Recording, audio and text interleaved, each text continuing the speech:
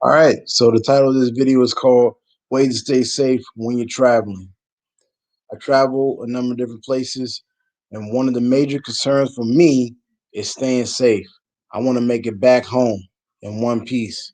So, these are some of the ways I go about doing that. Prior to my travels, I always make sure that I look online, read the different forums of other major travelers and major traveling websites. um, there's a number of different websites you can look into. Google will help lead the way. You type in your question. I look on one website called TripAdvisor. It has a forum section where other travelers discuss their trips to various locations around the world, how it is, where to stay at, what's the best food to eat, their experiences while traveling, and best practices that they've formulated throughout their travels.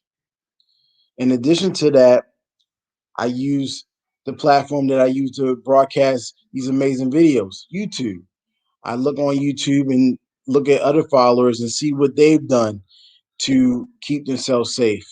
A lot of times, fellow YouTubers will have contact information, and I will have one-on-one discussions with them about the do's and don'ts of the location that I will be going to.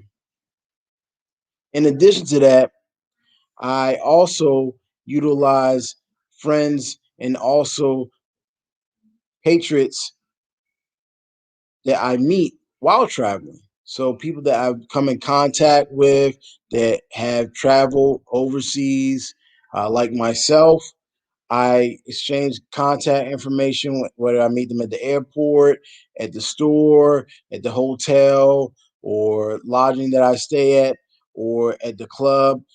We exchange info, and if they've been somewhere, for instance, I find this out via conversation. They've been somewhere I haven't been in.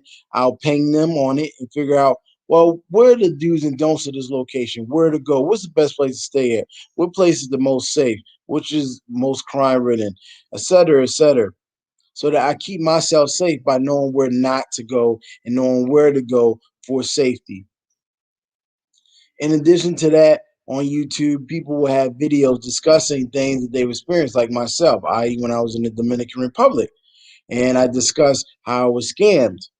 Other YouTubers have similar videos such as that, showing you the scams they run, which will I found out had other people had similar scams run on them. So these things are really important to look into prior to traveling to a location so that you stay safe and that you're aware and abreast on the climate of the location.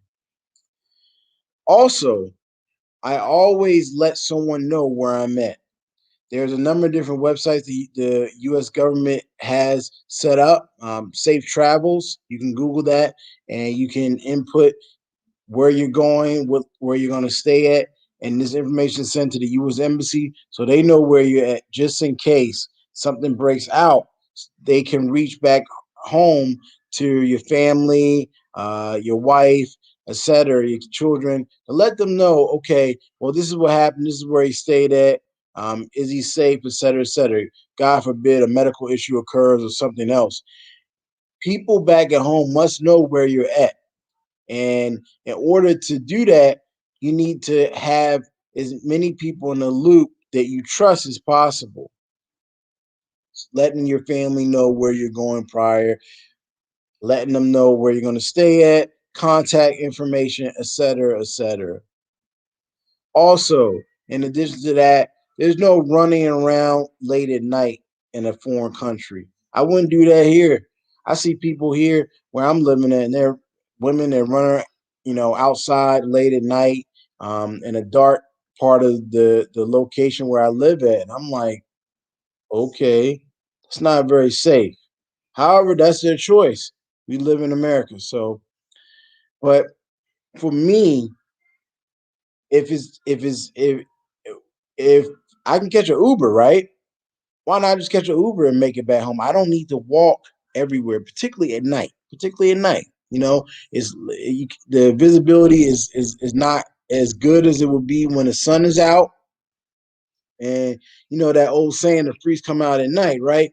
Well, I don't want to be around no freaks, at least none that are trying to get me in a hurtful manner. So to avoid that, a lot of times catching a taxi or Uber from place to place is always the best way to go about it. As soon as you leave the club, hop right in the Uber and go right back to your lodging. No need to walk there. It's better to be safe than sorry. In addition to that, I try to go out. If I'm going solo, sometimes I'll travel solo. If I'm traveling solo, what I do is I meet people along the way. There's a lot of different bar crawls that go on. There's also various excursions where you can socialize and network with people. So what I'll do if I'm not meeting someone that I met in previous travels at the location, and I'm just going solo dolo, what I'll do is I'll sign up for different programs, different events that get me out to meet people that are new to the area. They can tell me the do's and don'ts, in addition to all the research I've already previously done. And this is just for added reassurance. And then also, as the old saying goes, it's safety in numbers. Finally, I would like to say it's all about using your intuition. You have an inner beacon, an inner knowledge that allows you to know, man, something's up. Something's not right here, man. Like something's not good.